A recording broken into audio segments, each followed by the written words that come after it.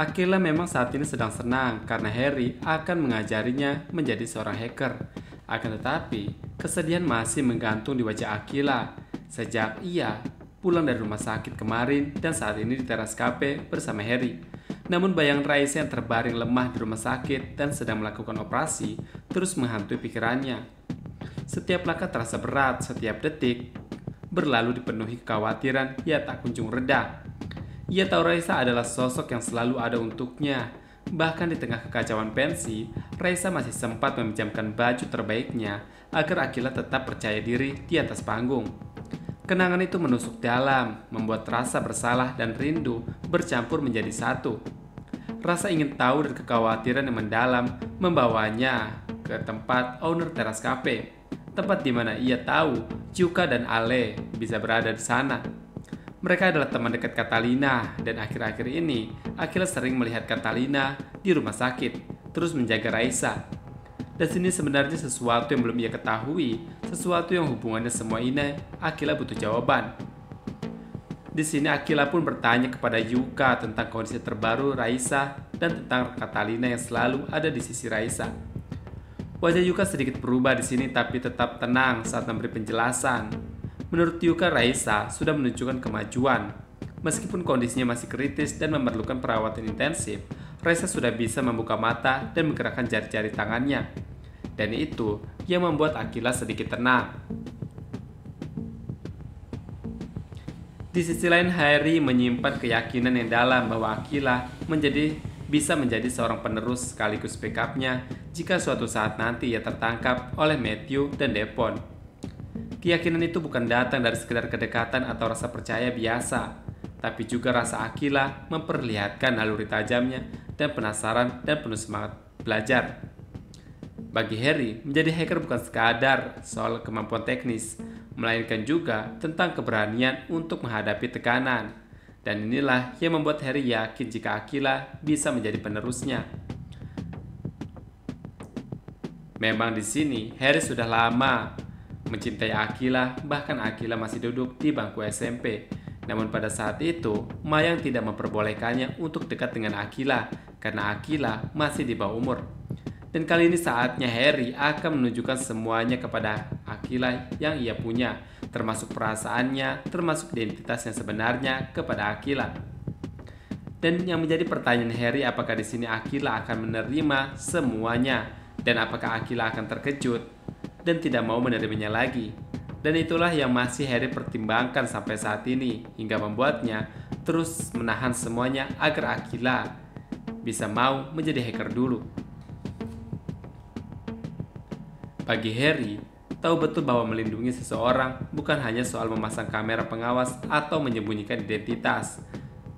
Perlindungan sejati membutuhkan kehadiran, keberanian, dan kesetiaan untuk tetap di sisi orang yang ia jaga, apapun resikonya, dan itulah yang kini ia tanamkan dalam hatinya.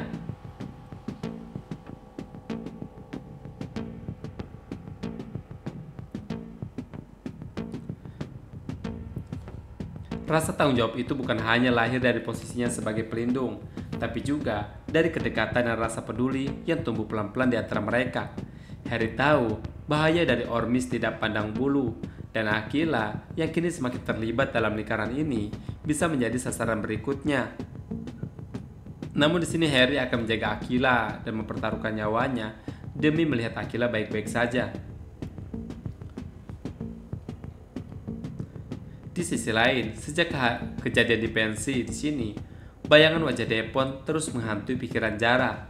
Tatapan dingin itu seakan membuka kembali laci-laci ingatan masa kecilnya yang selama ini terkunci rapat-rapat. Potongan-potongan kenangan muncul kembali, suara pertengkaran, pelukan hangat yang tiba-tiba menghilang. Sosok Devon, orang yang misterius itu dipanggil siapa, entah dari mana, muncul di pikiran Zara. Semua perasaan itu berkumpul menjadi kegelisahan, terlebih setelah melihat Raisa menjadi korban dalam insiden mengerikan yang diyakini Zara bukanlah suatu kebetulan, dan ini pasti adalah kesengajaan. Dalam diamnya, Zara mulai merajut benang merah antara insiden yang menimpa Raisa, keterlibatan Mohan dengan orang yang bermasalah, Dan sosok Depon yang pernah muncul di masa lalunya kini hadir saat ia di acara pensi.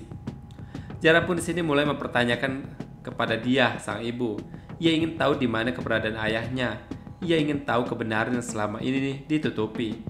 Namun dia seperti biasa, hanya memberi jawaban yang samar dengan ekspresi yang menyimpan rasa takut dan enggan membuka luka lama. Ia berkata tidak tahu, tapi Jara tahu ibunya sedang berbohong. Dari tatapan mata dan gestur yang penuh keraguan, Jara yakin bahwa dia menyembunyikan sesuatu yang besar, dan jika itu menyangkut keselamatan orang-orang di sekitarnya, Jara tidak bisa tinggal diam.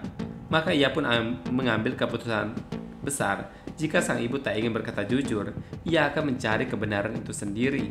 Karena kini Jara merasa bukan hanya masa lalunya yang terancam, tapi juga masa depan dirinya dan juga teman-temannya. Di sisi lain, Matthew semakin kehilangan kesabaran.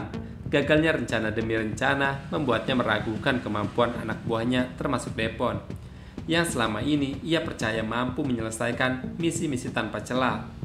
Namun setelah insiden lampu panggung yang tak sepenuhnya membuahkan hasil, serta kembalinya Mohan ke panggung pensi, Matthew merasa posisinya sebagai pengendali mulai tergoyahkan. Raisa masih hidup, itu kabar yang membuatnya naik pitam. Bukan hanya karena target tidak sepenuhnya lumpuh, tetapi karena kehadiran Raisa tetap menjadi kelemahan yang bisa menggoyahkan Mohan. Dalam pikirannya, selama orang-orang terdekat Mohan masih selamat, maka tekad Mohan untuk melawan dan tetap hidup, dan itu adalah berbahaya. Merasa kecewa dengan performa anak buahnya, Matthew memutuskan untuk turun tangan langsung dan ingin melihat sendiri kondisi Raisa di rumah sakit dan memastikan sejauh apa kerusakan yang telah ditimbulkan. Dan di sini nantinya Matthew akan melakukan sesuatu kepada Raisa di rumah sakit. Sementara itu Pak Hari di sini dengan wajah yang penuh beban, sorot matanya penuh kosong dan tegas. Ia baru saja kembali di sini dan berbicara dengan Bu Lena. Suasana sunyi di antara mereka yang tak berlangsung lama. Pari akhirnya membuka suaranya berat namun pelan, seolah menahan sesuatu yang telah lama ia mengendap. Ia mengungkapkan kepada Bu Lena bahwa Mohan kini berada di titik paling rapuh dan berbahaya. Bukan karena fisiknya, tapi karena emosinya. Setelah kejadian tragis yang menimpa Raisa, Mohan secara terang-terangan menyatakan siap mengorbankan nyawanya untuk menghentikan ancaman Ormis. Apalagi jika Raisa sampai tak bisa selamat, bagi Pak Hari ini bukan sekedar kemarahan seorang remaja. Ini adalah pernyataan putus asa yang bisa meledak jadi kehancuran yang begitu nyata. Pak Hari mengatakan bahwa ia sudah lama tahu Mohan menyimpan luka dan bahwa tekanan dari Ormis selama ini sudah menumpuk di dadanya. Tapi apa yang terjadi pada Raisa, orang yang begitu disayangi oleh Mohan, adalah pemicu utama. Ini seperti pelatuk yang ditarik paksa. Mohan ingin membalas dendam, tapi dengan cara yang bisa menghancurkan dirinya sendiri. Bu Lena sebagai kakak Harry yang sudah tahu semuanya, ia pun hanya bisa diam mendengarkan, terpaku oleh kenyataan bahwa anak-anak yang selama ini mereka lindungi, kini berhadapan dengan kelompok orang-orang yang benar-benar berbahaya.